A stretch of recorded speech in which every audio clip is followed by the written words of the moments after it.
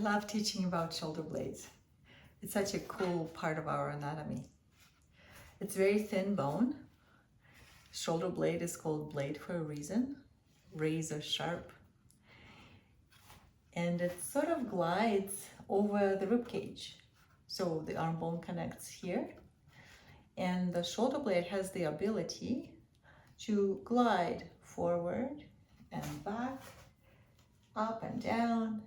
And the only bone-to-bone connection of the shoulder blade to the rest of your skeleton is through your clavicle, your collarbone, into your sternum, your chest bone. The rest of the connection is just soft tissue, like muscular sleeve all around and underneath the shoulder blade.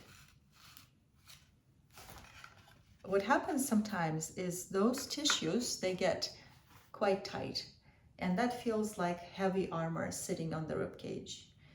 The ribs are having a bit more trouble expanding, creating more space for the lungs to inflate and get the air in, and then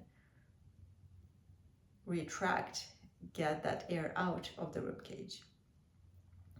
There's a really cool way to learn how to feel the shoulder blade on your body. And then once you are able to feel the shoulder blade on the body, you're able to move it in all different planes, all different directions, which improves the health of those tissues.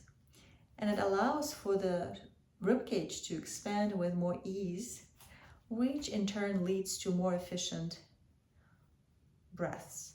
And we know how intimate our breath is connected to our nervous system. So the more efficient, slower, fuller breaths, they help us to downregulate the nervous system. So my favorite way to learn how to feel the shoulder blade is by using a tune-up ball, yoga tune-up ball, and massaging it all around the shoulder blade. And I love doing it at the wall. You can really control how much pressure you're putting onto the ball in case the tissues are quite tight and tender. So we'll place the ball somewhere around the shoulder blade and then lean onto a wall and then just move the body side to side, and the ball will roll over the shoulder blade, and your brain will be able to register the shape of your shoulder blade. You'll feel the outer edge, the top edge, maybe the soft tissue right above the shoulder blade, which often feels quite tender. Maybe the inner edge. You can also try lowering the ball and feeling the bottom edge of the shoulder blade. And if you come across a really tight spot, it feels amazing to just pause over that spot. Move your arm and notice how the shoulder blade is moving.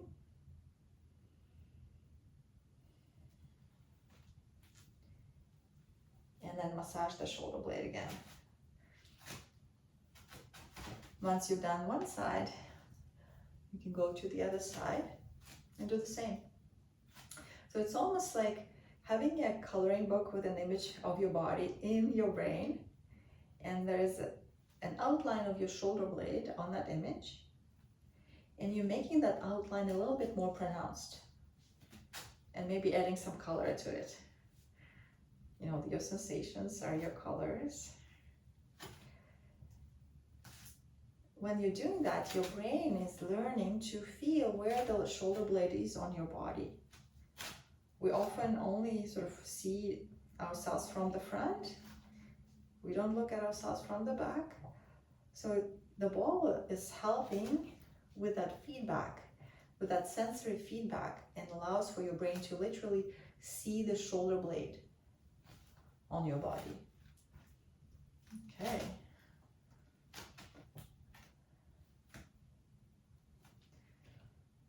That feels amazing.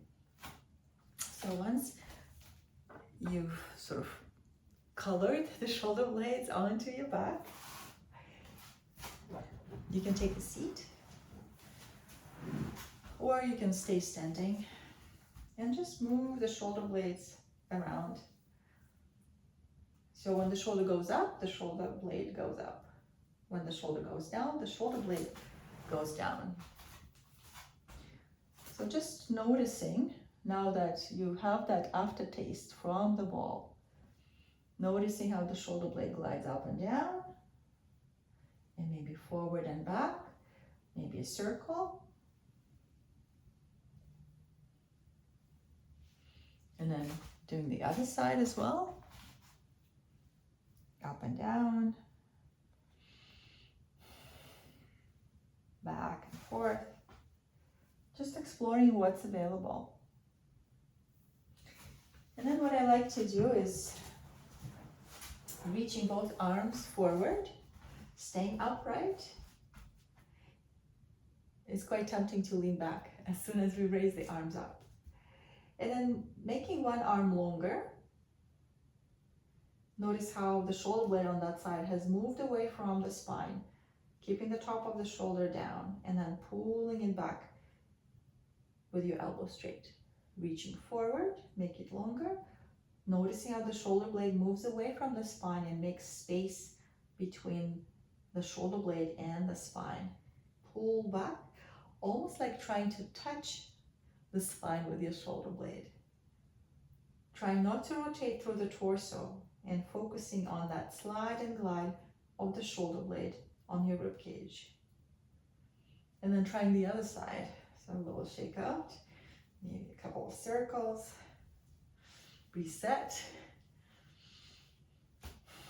and then try the other side.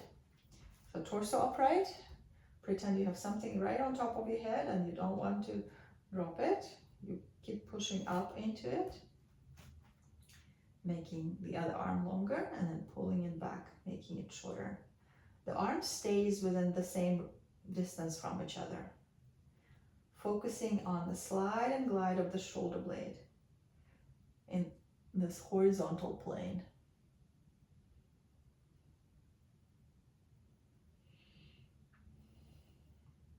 Great, and then just taking a little moment here, maybe moving the shoulder blade again, and then settling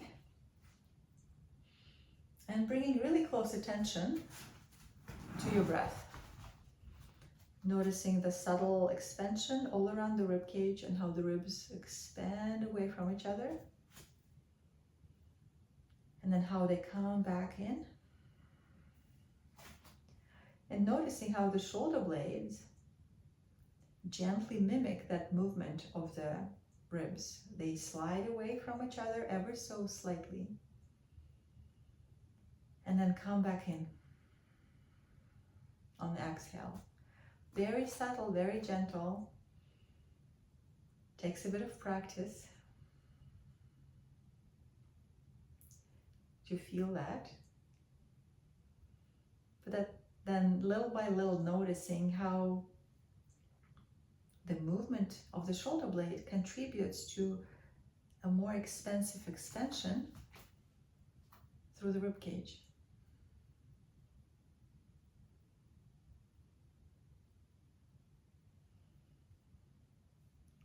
I hope you give it a try.